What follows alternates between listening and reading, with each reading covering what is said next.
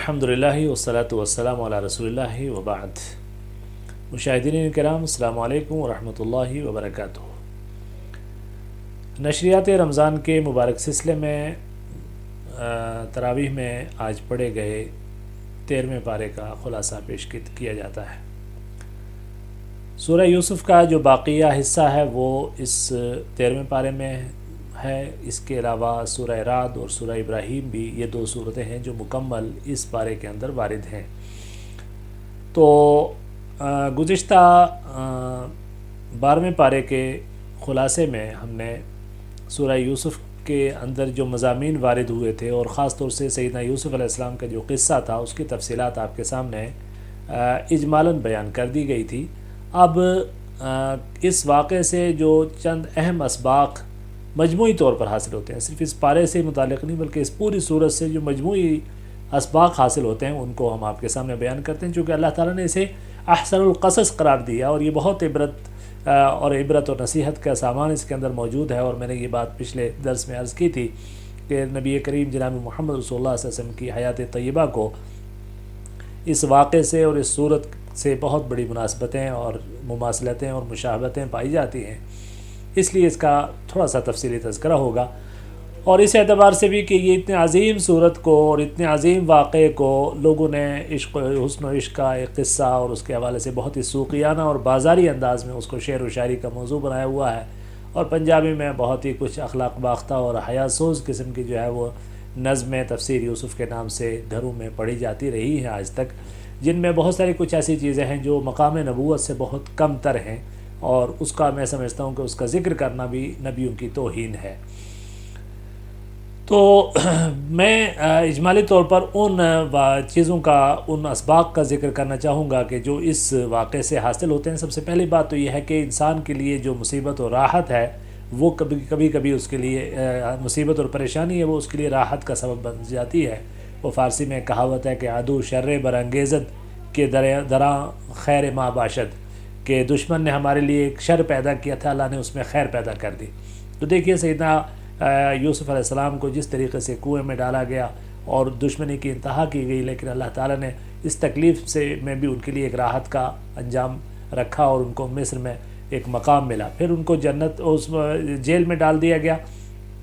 اور جیل سے ہی ان کے لیے ایک بڑی ترقی کا راستہ اللہ تعالیٰ نے کھولا۔ تو یہ سارا کا سارا اس میں ایک سبق ملتا ہے کہ بہت ساری تکلیفیں جن کو اپنے لیے ہم مصیبت اور پریشانی اور سب کچھ سمجھتے ہیں، وہی کبھی کبھی ہمارے لیے نیک بختی اور آسانی کا ایک سبب بن جاتا ہے۔ اس کے بعد پھر ایک دوسرا سبق جو ملتا ہے وہ یہ ہے کہ حسد انتہائی خوفناک بیماری ہے کہ جو کبھی بسا اوقات بھائی کا دشمن بنا دیتی ہے۔ یہ حسد اور دنیاوی چیزوں کی اغراض کی لالچ جو ہے یہ ایک بہت بڑی بیماری ہے، اس سے بچنے کی ضرورت ہے۔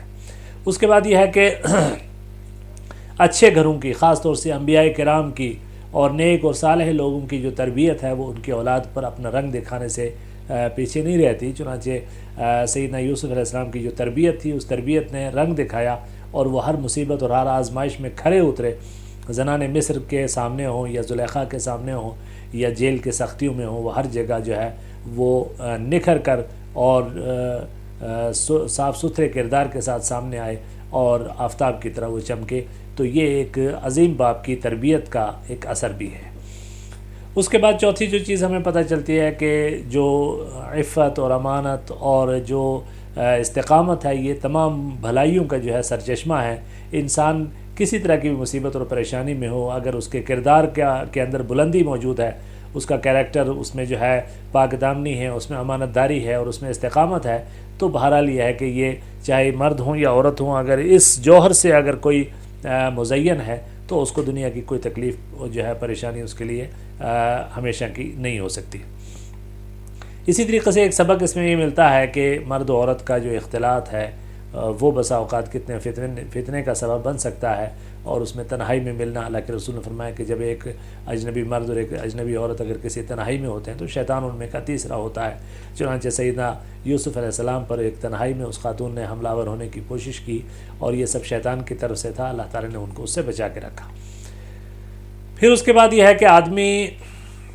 کتنی بھی پریشانی اور مصیبت میں ہو اس کو اللہ تعالیٰ کی طرف رجوع کرنا چاہیے۔ سیدنا یوسف علیہ السلام ان ساری آزمائشوں میں جو ہے اللہ سے یہی دعا کرتے ہیں کہ رب السجن احب الی مما یدعوننی الیہ، اے اللہ یہ جیل میرے لیے زیادہ بہتر ہے کہ مجھے اس برائی کی طرف پکارا جائے، مجھے وہ برائی گوارا نہیں ہے۔ تو یہ اللہ تعالیٰ سے استقامت کی دعا مانگنا یہ بھی ایک بہت بڑی بات ہے، اور اس میں بھی یہ چیز ہے کہ انسان کا دین اور اس کا اخلاق اگر کسی آزمائش میں اور کسی مصیبت میں ہو تو یہ سب سے بڑی آزمائش ہے، ٹھیک ہے نا۔ تو سیدنا فضیل بن عیاض رحمہ اللہ سے کسی نے کہا کہ آپ جب تکلیف میں ہوتے ہیں تب بھی شکر ادا کرتے ہیں؟ انہوں نے کہا تھا میں تو 4 گنا زیادہ شکر کرتا ہوں جب میں تکلیف میں ہوتا ہوں، اور اس میں ایک شکر اس بات کا بھی ہوتا ہے کہ اس پہ مجھے صبر کی توفیق ہوئی ہے، اس بات کا بھی شکر کرتا ہوں کہ اس تکلیف کا میرے دین سے تعلق نہیں ہے، میری جان میرے مال سے ہو سکتا ہے لیکن میرے اگر دین سے متعلق یہ تکلیف ہو تو پھر وہ میرے لیے ناقابل برداشت ہوگی، تو میں اس بات پر اللہ کا شکر ادا کرتا ہوں۔ تو اس کے بعد جو ہے ایک سبق ہمیں جو 8واں سبق ملتا ہے وہ یہ ہے کہ میں آپ جو ہے ایک سچا داعی، جو اللہ کے دین کا جو داعی ہے، وہ پریشان کن حالات میں بھی اپنے مشن سے جو ہے وہ غافل نہیں رہتا۔ چنانچہ آپ دیکھتے ہیں کہ سیدنا یوسف علیہ السلام جیل میں بھی جو ہے اپنے دعوت اور تبلیغ کا مشن جاری رکھتے ہیں اور اپنے بہت سارے متبعین جو ہے جیل کے اندر پیدا کر لیتے ہیں۔ پھر اس کے بعد جو ہے دین کا جو داعی ہے یا جو بذات خود جو لوگوں کو اچھائی کا حکم دینے والا ہے، اس کو اپنا کردار اور اپنا دامن انتہائی صاف ستھرا رکھنا چاہیے۔ چنانچہ سیدنا یوسف علیہ السلام نے ہر طرح کی جو ہے برائیوں کے مقابلے میں اپنے آپ کو سچا اور کھرا ثابت کرنے کی توفیق دی جو ہے کا ثبوت دیا۔ اس کے بعد ایک 10واں جو سبق اس سے ملتا ہے یہ ہے کہ صبر جو ہے اس کی بہت بڑی فضیلت ہے، اور صبر کا انجام جو ہے وہ ہمیشہ بھلائی میں اور اچھائی میں ملتا ہے اللہ کی طرف سے، جو ہے ان اللہ لا یضیع اجر المحسنین، اور تو یہ ہے کہ انما یوفی الصابرون اجرہم بغیر حساب، صابرین کا جو ہے اجر جو ہے اللہ تعالیٰ بغیر حساب کے دیا کرتا ہے۔ اور اس کے بعد یہ پتہ چلتا ہے کہ کسی کے ذہن میں بھی ہو، خاص طور سے جو میں نے پہلے عرض کیا کہ اس واقعے میں جو لوگ حسن و عشق کی داستانیں ڈھونڈتے ہیں اور انبیاء کرام کی عصمت کے برخلاف اس میں داستان ترازی کی جاتی ہے، اس میں دیکھیے کہ رسول برحق سیدنا یوسف علیہ السلام کی کے بری ہونے کی، ان کے پاکدام ہونے کی کتنی شہادتیں اس کے اندر پائی جاتی ہیں۔ پہلی شہادت تو صرف اللہ تعالیٰ کی ہے کہ وہ پاک دامن تھے، پھر اس کے بعد دوسری شیطان جو ہے، شیطان نے بھی ایک شہادت دی ہے، گویا کہ جب اللہ تعالیٰ سے فَبِعِزَّتِكَ لَأُغْوِيَنَّهُمْ أَجْمَعِينَ إِلَّا عِبَادَكَ مِنْهُمُ الْمُخْلَصِينَ، تو ظاہر ہے وہ مخلص ترین بندے تھے، لہٰذا اللہ تعالیٰ نے ان کو بھی بچا کے رکھا۔ اسی طریقے سے جو ہے وہ تیسری شہادت خود حضرت یوسف علیہ السلام کی شہادت ہے، جو انہوں نے کہا کہ رب السجن احب الی مما یدعوننی الیہ، اے اللہ جیل مجھے گوارا ہے لیکن مجھے اس طرح کی برائی میں ملوث ہونا گوارا نہیں ہے۔ چوتھی شہادت خود عزیز مصر کی بیوی کی ہے، جس نے کہا الان حصص الحق انا راودته عن نفسی، اب حق واضح ہو گیا، میں نے ہی دراصل جو ہے ان کو اپنے نفس کی طرف ورغلانے کی کوشش کی تھی۔ پانچویں شہادت جو ہے وہ جو عزیز مصر کے خاندان کا وہ جو ایک آدمی ہے جس نے اس وقت کہا تھا کہ اگر ان کا قمیصہ قد من دبر فکذبت وهو من الصادقین، اگر پیچھے سے پھٹی ہے تو یہ جو ہے، اگر ان کی قمیص پیچھے سے پھٹی ہے تو یہ عورت جھوٹ بول رہی ہے اور یہ سچے ہیں۔ چھٹی شہادت زنان مصر کی شہادت کہ انہوں نے بھی شہادت دی ہے اور اپنے جو ہے انگلیاں کاٹ لی اور کہا واللہ ما شہدنا علیہ من سوء، ہم اس کے بارے میں کسی برائی کی گواہ نہیں ہیں۔ تو یہ ساری کی ساری شہادتیں جو ہے ثابت ہوتی ہیں کہ سیدنا یوسف علیہ السلام جو ہے وہ اس سارے واقعے میں انتہائی پاک دامن تھے اور ان کا دامن جو ہے وہ پاک تھا۔ اس کے بعد اس سے جو ایک نصیحت ملتی ہے، 12ویں نصیحت سلسلے سے، اگر آپ کے ذہن میں وہ سلسلہ جاری ہے جو میں جس ترتیب سے بات عرض کر رہا ہوں، اس میں یہ ہے کہ اس قصے سے ایک نصیحت یہ حاصل ہوتی ہے کہ اللہ تعالیٰ اگر کسی کو، چاہے وہ اس کے خواص ہی کیوں نہ ہو، ان کو بھی اگر کسی تکلیف یا کسی آزمائش میں مبتلا کرنا چاہے تو اسے کوئی ٹال نہیں سکتا۔ اور پھر اس واقعے کو ختم کرتے ہوئے اللہ تعالیٰ نے اس سورہ یوسف کا اختتام ان آیات میں ان الفاظ میں کیا ہے کہ یہ اس طرح کے یہ قصے ہیں کہ جن میں عقل مند لوگوں کے لیے عبرۃ لأولی الالباب، عقل مند لوگوں کے لیے جو ہے اس میں عبرت ہے، اور ظاہر ہے کہ یہ عقل مند لوگ وہی ہیں کہ جو ان سے عبرت حاصل کریں اس طرح کے واقعات سے۔ اب اس کے بعد جو اگلی صورت ہے وہ صورت الرعد ہے، یہ مکی صورت ہے، اس میں 43 آیات اور 6 رکوع ہیں، اور اس میں تینوں بنیادی عقائد ظاہر ہے، جیسے میں نے آپ سے عرض کیا کہ جو مکی آیات کا جو اسٹرکچر ہے عام طور پر عقیدہ توحید اور عقیدہ رسالت اور عقیدہ بعث بعد الموت، یعنی آخرت کے عقیدے کی ہی اس میں جو ہے وہ تکمیل ہوتی ہے، اسی کی تلقین ہوتی ہے۔ تو اس میں ذکر ان تمام چیزوں کا یہ گویا مرکزی مضمون ہے اس کا. اور اس میں پچھلی بہت ساری صورتوں کی طرح اس میں بھی جو ہے قرآن کریم کی حقانیت کے ذکر سے جو ہے صورت کا آغاز کیا گیا ہے اور حروف مقطعات سے اس کا ابتدا کی گئی ہے. اور یہ آپ ذہن میں رکھیے کہ بعض مفسرین کا یہ کہنا ہے کہ یہ جو حروف مقطعات ہے یہ دراصل اللہ تعالیٰ کی طرف سے ایک طرح سے یہ ایک چیلنج کے الفاظ ہے کہ وہ لوگ کہ جو زبان دانی اور جو اسالیب بیان اور جو اعجاز اور بلاغت کے امور کے اپنے آپ کو بہت ماہر سمجھتے ہیں، ذرا وہ ڈی کوڈ کر کے بتائیں کہ یہ جو اللہ تعالیٰ نے حروف مقاطعات یعنی الف لام میم یا الف حام میم یا عین سین قاف اس طرح کی جو چیزیں ہیں اس کی حکمت کیا ہے. اور یہاں ایک اور باریک نقطہ یہ ہے کہ وہ تمام صورتیں کہ جس میں قرآن کریم کی عظمت کا ذکر کیا گیا ہو، قرآن کے حوالے سے بات کی گئی ہو، اس کا آغاز حروف مقاطعات سے ہوتا ہے. تو گویا اس قول کو یہ تقویت ملتی ہے کہ شاید یہ اللہ تعالیٰ کی طرف سے بطور چیلنج اور بطور تعجیز یہ بات ہے کہ اگر تم اس کا جواب دے سکتے ہو تو دو. ٹھیک. پھر اس کے بعد جو ہے اس میں جو مضامین ہیں اہم، اس میں ایک پہلا مضمون تو یہی ہے کہ اس میں اللہ تعالیٰ کے وجود اور اس کی وحدانیت کے جو دلائل ہیں ان کو بیان کیا گیا ہے. زمین، آسمان، سورج، چاند، رات، ستارے، دن جو بھی ہیں ان تمام چیزیں، پہاڑ، نہر، غلہ جات، مختلف رنگ، مختلف ذائقے، مختلف خوشبو والے پھل، یہ ساری کی ساری چیزیں اور اللہ تعالیٰ کے نافع و ضار ہونے کا عقیدہ، ان چیزوں کو اللہ تعالیٰ کے لیے بیان کیا گیا ہے. تو پھر اس کے بعد جو ہے قیامت کے دن کا جو بعض الموت کا جو تذکرہ ہے اور وہاں جو جزا و سزا کا ہے، یہ اس چیز کا تذکرہ ہے کہ وہ لوگ جو تعجب کرتے ہیں اس بات پر کہ یہ کیسے ہو سکتا ہے کہ ہم دوبارہ زندگی حاصل کریں اور دوبارہ اللہ کے حضور حاضر ہو کر اپنے اعمال کے سلسلے میں سزا اور جزا پائیں، تو اس پہ تعجب ہوتا تھا. تو آیت نمبر 5 میں اللہ تعالیٰ نے انہی کے اس تعجب کا ذکر کیا کہ اب تمہارا اس چیز کا کیا تعجب، یہ تو حقیقت ہے جو ہونے والی ہے. پھر اس کے بعد اگلی آیات میں جو ہے ایک جو چیز اللہ نے بیان کی ہے کہ اللہ تعالیٰ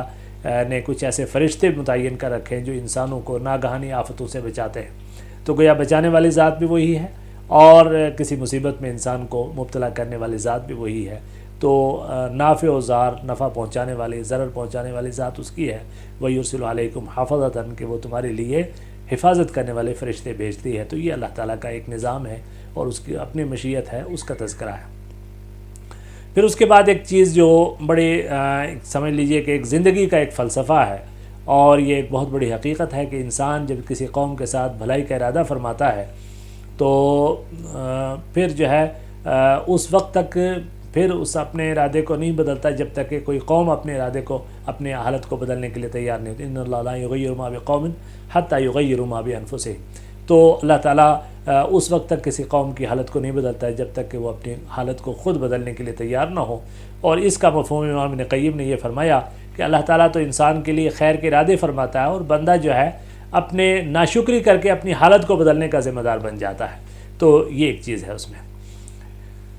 پھر اس کے بعد جو ہے تشبیہات قرآن کریم کا ایک بہت ہی خوبصورت مضمون ہے اور تشبیہات جو ہے وما یعقلها الا العالمون. اللہ نے یہ بات بھی اس میں فرمائی ہے کہ اللہ نے جو تشبیہیں بیان کی ہیں انہیں صرف عالم لوگ ہی سمجھ سکتے ہیں، عام لوگ اس تشبیہوں کو نہیں سمجھ سکتے. تو اس میں یہ جو تشبیہات القرآن میں بعض اہل علم میں کتابیں بھی لکھی ہیں خصوصی طور پر، اور اس میں آیت نمبر 17 میں اللہ تعالیٰ نے باطل کو اور اہل باطل کو ایک سیلابی جھاگ سے تشبیہ دی ہے کہ جو جب وہ چھا جاتا ہے تو ہر چیز کو ڈھانک لیتا ہے اور لگتا ہے کہ سب سیلاب ہر چیز پر غالب آ گیا ہے، لیکن پھر یہ ہوتا ہے کہ وہ ساری کی ساری جھاگ اور وہ سب کچھ جو ہے سوکھ کے ختم ہو جاتا ہے. جبکہ حق اور اہل حق کو سونے اور چاندی سے تشبیہ دی ہے کہ جو جتنی زیادہ اس کو تپش دی جائے، جتنا زیادہ وہ اس کو جو ہے تپایا جائے، اتنا زیادہ وہ نکھر کر اور صاف ستھرا ہو کر اور کھوٹ سے پاک ہو کر سامنے آتا ہے. تو یہ جو ہے 17 نمبر آیت میں یہ ایک بہت خوبصورت قسم کی مثال اللہ تعالیٰ نے حق اور اہل حق کی اور باطل اور اہل باطل کی مثال دی ہے. اور اس میں گویا یہ امید بھی ہے کہ باطل جو ہے وہ چاہے کتنا غلبہ اختیار کر لے وہ کبھی بھی اس کو دوام حاصل نہیں. ٹھیک ہے. اور پھر اس کے بعد جو ہے جو اہل تقوی جو لوگ ہیں ان کے جو کچھ یا جو حقیقی عقل مند لوگ ہیں ان کے کچھ 8 صفات بیان کی گئی ہیں. ظاہر ہے ان صفتوں کو جو لوگ جو ہے اپنے اوپر جو ہے اس میں ان کی پابندی کریں گے تو وہ کامیاب ہوں گے. اس میں یہ ہے کہ وہ اللہ کے عہد کو پورا کرتے ہیں اور عہد شکنی کے کبھی بھی مرتکب نہیں ہوتے۔ دوسری یہ ہے کہ جن رشتوں کو اللہ نے جوڑنے کا حکم دیا ہے، چاہے وہ رشتہ داریاں نسبی ہوں، مساہرت والی ہوں، سسرالی رشتہ داریاں ہوں یا رضاعت والی رشتہ داری ہوں، دین کا تعلق ہو، پڑوس کا تعلق ہو، ان رشتوں کو وہ جوڑتے ہیں، اسے توڑتے نہیں ہیں۔ اس کے بعد اگلی صفت یہ ہے کہ وہ اپنے رب سے ڈرتے ہیں۔ پھر اگلی صفت یہ ہے کہ وہ برے حساب سے خوف رکھتے ہیں۔ تیسری اگلی صفت یہ ہے کہ وہ اللہ کی رضا کے لیے صبر کرتے ہیں۔ اگلی صفت یہ ہے کہ وہ نماز قائم کرتے ہیں۔ اور اگلی صفت یہ ہے کہ اللہ کے دیے ہوئے مال میں سے خفیہ اور اعلانیہ خرچ کرتے ہیں۔ اور اگلی صفت یہ ہے کہ برائی کا جواب بھلائی سے اور اچھائی سے دیتے ہیں۔ یہ گویا آیت نمبر 24 تک اللہ تعالیٰ نے ان اچھی صفات کا تذکرہ، اہل ایمان کے صفات کا تذکرہ کیا ہے۔ اور آیت نمبر 25 میں اس اہل ایمان کے مقابلے میں جو بدبخت لوگ ہیں ان کی صفتیں بیان کی ہیں کہ وہ اللہ کے عہد کو توڑتے ہیں اور جن رشتوں کو اللہ نے باقی رکھنے کا حکم دیا انہیں ختم کرتے ہیں۔ اور تیسری ان کی صفت یہ ہے کہ وہ زمین میں فساد مچاتے ہیں۔ تو یہ تین صفتیں جو ہے یہ اہل باطل کی ہیں کہ وہ یہ ہیں۔ اس کے بعد جو ہے وہ ساتویں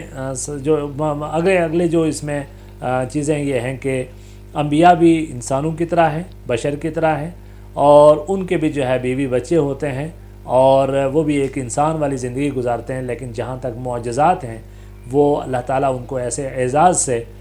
جو ہے ان کی تکریم فرماتا ہے۔ معجزے دراصل ایک طرح سے نبیوں کی تکریم ہوتی ہے اللہ تعالیٰ کی طرف سے، یہ ان کی تائید ہوتی ہے، یہ ان کی نصرت ہوتی ہے، اور یہ فضل اور یہ چیزیں، یہ کمال دکھانا نبیوں کے اپنے ہاتھ میں نہیں ہوتا، یہ اللہ کے فیصلے پر جو ہے وہ منحصر ہوتا ہے کہ وہ کب ان کے ہاتھ پر، چاہے وہ اولیاء کے کرامات ہوں یا انبیاء کے معجزات ہوں، یہ اللہ کے فیصلے کے تابع ہوتے ہیں۔ اور اب اس میں عبرت، اس میں جو ہے امتحان یہ ہے کہ جو لوگ اہل باطل ہیں وہ ان کو بشر سمجھ کر جو ہے ان کے ان معجزات کا بھی انکار کرتے ہیں اور ان کی نبوت کا بھی انکار کر دیتے ہیں۔ وہ یہ نہیں ماننے کے لیے تیار نہیں کہ کوئی بشر بھی رسول ہو سکتا ہے، لہٰذا وہ کوئی ایسے چمتکاری جو ہے مخلوق چاہتے ہیں کہ وہ فرشتے بادلوں کے اوٹ سے آئیں اور آ کر جو ہے ہمیں اللہ کا پیغام پہنچا کے چلے جائیں، ہم ان کی مانیں گے، باقی کسی اپنے جیسے انسان کی نہیں مانیں گے۔ پھر جو ہے اس صورت کے کا اختتام اللہ نے کے طور پر اللہ تعالیٰ نے خود اپنے نبی کی نبوت اور رسالت کی شہادت دی ہے، اور اسی طریقے سے یہ بھی کہا ہے کہ جو اہل کتاب ہیں، جو سچے اہل کتاب ہیں، وہ بھی اس نبوت کے گواہ ہیں اور جو تعصب سے پاک ہیں۔ اگلی صورت جو ہے سورہ ابراہیم ہے، یہ مکی صورت ہے، اس میں 52 آیات اور 7 رکوع ہیں، اور اس کی ابتدا بھی حروف مقطعات سے ہوئی ہے، اور اس میں بھی اس کا جیسے میں نے پچھلے اس سورہ رعد کے سیاق میں ذکر کیا، اس کا آغاز بھی جو ہے قرآن کریم کی اس کتاب کو ذکر کر کے، اور اس کے بارے میں کہ اس کتاب کا یہ کام ہے کہ یہ لوگوں کو اندھیرے سے روشنی کی طرف نکالتی ہے اور اپنے رب کے حکم سے یہ غالب اور قابل تعریف ذات کی طرف کے راستے کی طرف جو انسانوں کو بلاتی ہے۔ ٹھیک، پھر جو سورہ ابراہیم میں مختصراً میں عرض کروں گا کہ جو اہم مضامین بیان کیے گئے ہیں وہ درج ذیل ہیں۔ جو وہ کیا چیزیں ہیں کہ تینوں بنیادی عقائد یعنی توحید، رسالت اور بعث بعد الموت یعنی آخرت، اسی طریقے سے کافروں کی مذمت، ان کے لیے جہنم کی وعید اور مومنوں کے لیے جنت کے وعدے، یہ آیت نمبر 23 اور سے لے کے اور 28 31 ان تمام آیات میں یہ تمام مضامین بیان ہوئے ہیں۔ پھر اس کے بعد جو ہے اللہ کے رسول صلی اللہ علیہ وسلم کو تسلی دیتے ہوئے فرمایا گیا ہے کہ سابقہ انبیاء کے قوموں نے بھی اپنے نبیوں کو جھٹلایا، ان کے ساتھ انکار اور اعراض کا رویہ اختیار کیا، تو یہ سب کچھ جو ہے ان کا تذکرہ کرنے کے بعد پھر جو ہے اللہ تعالیٰ نے یہ جو جھٹلانے والے ہیں، جو مکذبین ہیں، جو انبیاء کی دعوت کا انکار کرنے والے ہیں، ان کے جو 4 شبہ ہیں، ان شبہات کو اللہ تعالیٰ نے یہاں بیان کیا ہے۔ اس میں ایک یہ ہے کہ جو مشرکین اللہ کے رب کے وجود کے بارے میں بھی وہ شک کرتے تھے اور کہتے ہیں کہ وہ باضابطہ کہتے تھے کہ آپ جو ہے جس چیز کی طرف ہمیں بلاتے ہیں کہ اس میں ہمیں شک ہے۔ اللہ نے فرمایا کہ پھر یہاں اس کے بارے میں فرمایا کہ کیا اللہ کے وجود کے بارے میں تم شک کرتے ہو جو زمین اور آسمان کا پیدا کرنے والا ہے۔ پھر اس کے بعد جو ہے اللہ کے وجود اور اس کے توحید کے دلائل اس قدر واضح ہیں کہ اس کے لیے کسی دلیل اور بنیاد جو ہے برہان کی ضرورت نہیں۔ آفتاب آمد دلیل آفتاب، سورج تو اپنے وجود کی خود دلیل ہوتا ہے، تو اب یہ کیسے ہو سکتا ہے کہ وہ رب کے جو پوری زمین اور کا آسمان کا مالک اور خالق ہے اور اس کے وجود پر شک کیا جائے۔ پھر اس کے بعد جو ہے دوسرا مشرکین کا یہ شبہ تھا کہ صاحب یہ کوئی بشر جو ہے رسول نہیں ہو سکتا، اور جو ہے اب جو ہے اللہ تعالیٰ نے اور یہ کہ کسی فرشتے کو نبی کیوں نہیں بنایا گیا، تو اس میں اللہ تعالیٰ نے یہ بات فرمائی کہ انسانوں کی ہدایت کے لیے ظاہر ہے انسان ہی ہو سکتا تھا کہ جس کو اللہ تعالیٰ بشروں میں سے اٹھا کے لیکن مقام عبدیت کا وہ اعلیٰ ترین مقام عطا فرمائے کہ اسے معراج جیسے عظیم اعزاز سے سرفراز فرمائے اور اتنی بڑی اس کی نصرت فرمائے۔ تو یہ اللہ تعالیٰ کی مستی، چونکہ زمین میں فرشتے نہیں بلکہ انسان آباد ہیں، تو انسانوں کی ہدایت کے لیے ماڈل اور نمونے کے طور پر انسان ہی ہو سکتا تھا۔ پھر اس کے بعد جو ہے ایک اگلی چیز یہ تھی کہ مشرکین اپنے آبا پرستی کے شکار تھے، وہ تقلید آبا کے شکار تھے، وہ اپنے ہر دلیل کے مقابلے میں یہ کہتے تھے کہ ہم نے اپنے باپوں کو، آبا و اجداد کو اس راستے پر پایا ہے۔ تو اس کی تردید اللہ تعالیٰ نے فرمائی کہ اگر وہ لوگ جاہل ہیں اور ان کے پاس کیا دلیل ہے کہ جو تمہارے آبا و اجداد کے پاس تھی۔ پھر اس کے بعد اللہ تعالیٰ نے اگر آیت نمبر 7 میں ایک اور بات یہ بتائی ہے کہ انسان کا یہ اللہ تعالیٰ کا یہ دستور ہے کہ وہ شکر کرنے والوں کو زیادہ دیتا ہے اور جو ناشکرے ہیں ان کے لیے عذاب ہے۔ پھر اس کے بعد جو ہے اور شکر کا تقاضا یہ ہے کہ اللہ تعالیٰ کے جو ہے نعمتوں کی تائید کی جائے اور اس کی پابندی کی جائے۔ پھر اس کے بعد جو ہے چونکہ اس سورت کا نام ہی سورہ ابراہیم ہے، تو اس میں سیدنا ابراہیم علیہ السلام کی وہ دعائیں خاص طور سے ذکر کی گئی ہیں کہ جو انہوں نے بیت اللہ کی تعمیر کے موقع پر اللہ تعالیٰ کے حضور کی، جس میں انہوں نے وہ آپ تصور کیجئے کہ مکہ میں اللہ کا گھر تعمیر کر رہے ہیں، بے آب و گیاہ وادی ہے کہ جہاں کچھ بھی نہیں ہے، اور پھر دل سے ٹوٹ کے جو اللہ سے انہوں نے دعا کی ہے کہ جس میں اہل مکہ کے لیے، اپنے اولاد اور اپنے خاندان کے لیے ان دعائیں کی گئی ہیں، اس میں یہ امن اور رزق اور لوگوں کے دلوں کا مکے کی طرف میلان اور نمازوں کے قائم کرنے کی اور اس کی مغفرت کی دعائیں، یہ آیت نمبر 25 سے لے کے 41 تک بہت ہی عظیم آیات ہیں کہ جس میں سیدنا ابراہیم نے اپنے رب سے مکہ کے لیے اور اپنے ذریت کے لیے ایمان کی، استقامت کی، ہدایت کی اور اس جگہ کو پھلوں اور رزق سے فراوانی کی اور لوگوں کے دلوں کے اس کی طرف کھینچے جانے کی دعا کی ہے۔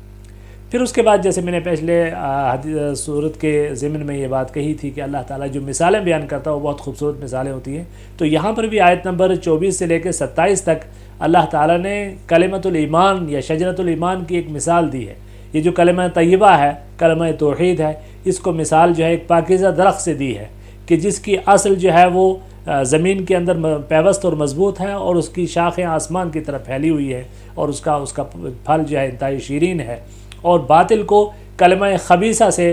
تشبیہ دی گئی ہے کہ جو اجتثت من فوق الارض ما لها من قرار، کہ وہ زمین کے اوپر سے اگا ہوا ہے، اس کی جڑیں بھی مضبوط نہیں ہیں، اس کو کوئی قرار حاصل نہیں ہے۔ ایمان مضبوط ہوتا ہے، ایمان کا تعلق انسان کے ضمیر کی مٹی کے اندر بھی پیوست ہے اور اس کا اللہ تعالیٰ کی توحید سے بھی تعلق ہے، اور اعمال صالحہ کی صورت میں اس کے پھل بھی جو ہے ہر وقت جاری اور ساری ہیں، جبکہ باطل کو یہ سب چیز، یہ اعزازات حاصل نہیں ہے۔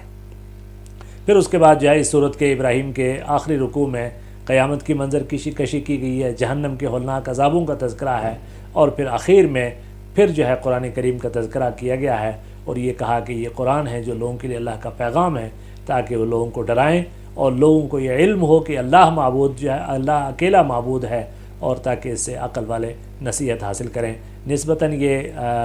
آج کا ہمارا یہ والا خلاصہ تھوڑا تفصیلی رہا، اس اعتبار سے بھی کہ اس میں سورہ یوسف کے اندر موجود وہ جو بہت ہی عظیم قسم کی